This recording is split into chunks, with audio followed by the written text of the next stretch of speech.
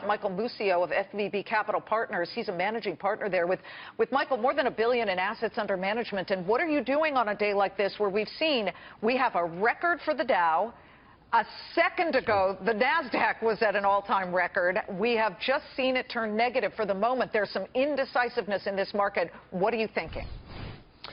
Yeah, so clearly the market is factoring in pro-growth policies. It's arguably factoring in those policies being enacted rather quickly, which we're in Washington, D.C. Things don't typically move too quickly around here, Liz, but we're focused on telling our clients to spread their bets around, invest in individual companies that see growth in the near term and in the longer term, regardless of what may transpire as far as tax cuts or repatriation, things of that nature. But if those things do come through, that's great. Are you avoiding companies that do a lot of international trade?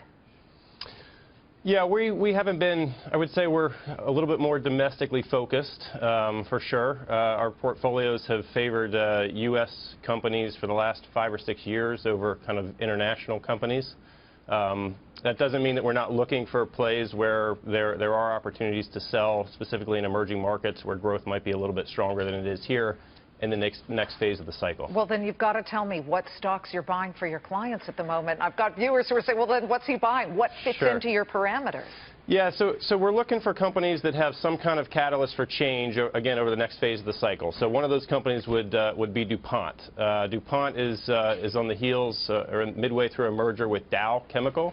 The two companies are merging into one large company, and then on the other side, you're going to have 3 companies, each that service a different part of their current markets.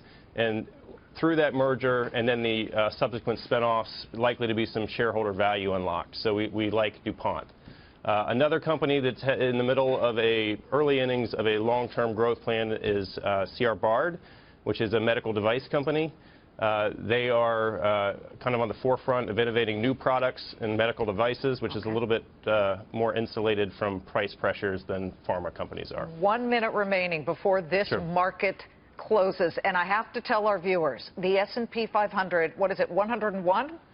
101 times it has crossed the unchanged line. That's unusual for the S&P. Does that worry you? Any indecisiveness here going forward for the next couple of months?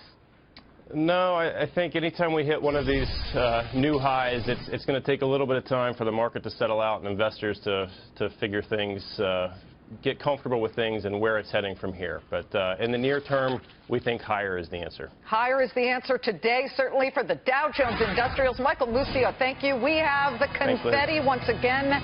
Dow, 20,100, up 31 points. That's a record. Not so for the S&P. NASDAQ, too close to call.